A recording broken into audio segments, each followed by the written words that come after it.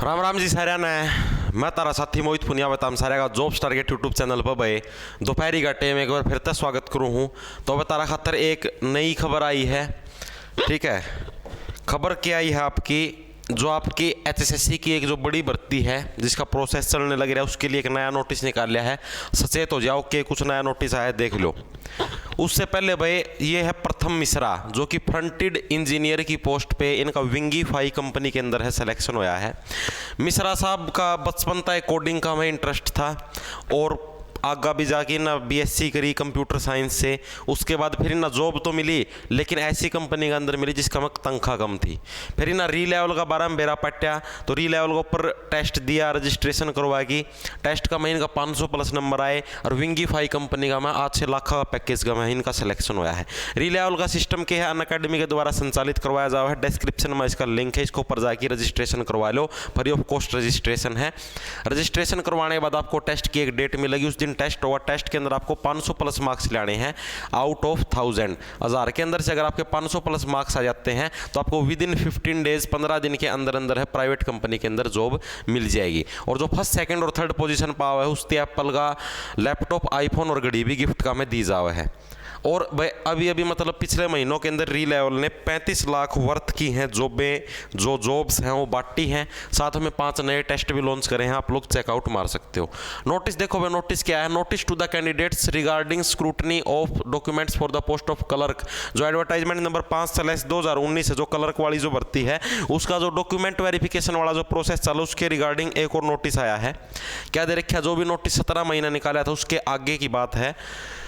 क्या लिख रखा है, that candidates have claimed for essential qualification or socio-economic benefits in application form and or scrutiny form but have not attached the supporting document during physical document verification।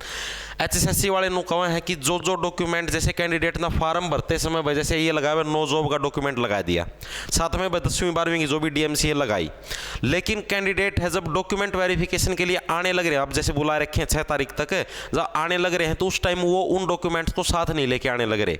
जैसे वहां पर आपने no job का certificate चिपकाया था form भरते समय, लेकिन वहां पर कौन लेके जान लग रहे गेला, तो इसका बारे में नोटिस काटा है। In such cases without any supporting document claimed benefit will not be given to the candidate.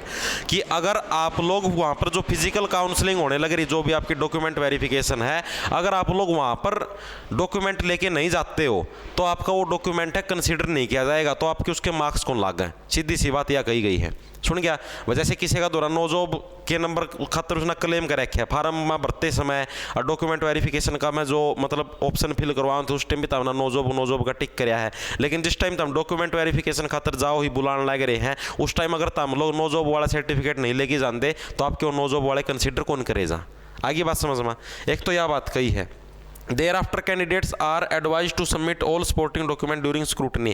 यानी कि जो भी मतलब कि डॉक्यूमेंट्स हैं जो भी स्क्रूटनी के टाइम हो सारे के सारे सबमिट करवाने हैं। और भी क्या कहा गया है, note number 1, document submitted at the time of document verification will only be considered. Document uploaded with application form will not be considered if not produce submitted. क्या कहा है कि जोन से डॉक्यूमेंट आप लोग अब जो डॉक्यूमेंट वेरिफिकेशन चल रही है इसके टाइम जो डॉक्यूमेंट दिखाओगे सिर्फ वही मान्य होंगे। जो भी आपने डॉक्यूमेंट फॉर्म भरते समय अपलोड करे थे वो डॉक्यूमेंट मान्य नहीं होंगे। आगे बात समझ में क्या कही है, जो भी डॉक्यूमेंट अब आप जाने लग रहे हो डॉक्यूमेंट वेरिफिकेशन के लिए, जो डॉक्यूमेंट अब आप दिखाओगे सिर्फ वो मान्य होंगे। बेफालतू के डॉक्यूमेंट जो भी अपलोड करे थे उस टाइम वाले वो मान्य नहीं होंगे। Representation of candidate who were present at scrutiny but could not submit any of their document will not be considered.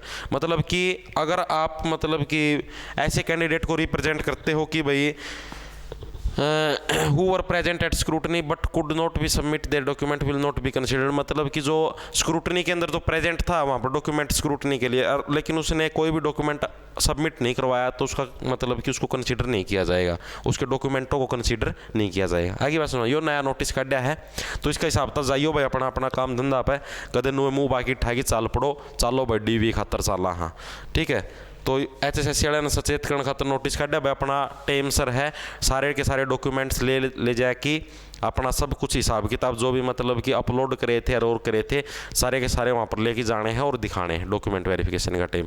ठीक है भाई, सुथरी डालना कोई डरने की बात है ना कुछ और लफड़ा है, सिर्फ इतनी सी कहानी थी। सारे थी राम राम, धन्यवाद। गर्मी का टाइम हो रहा है, खेच जाओ फटाफटी बढ़ता, लांडा ले लो, बाज जाओ।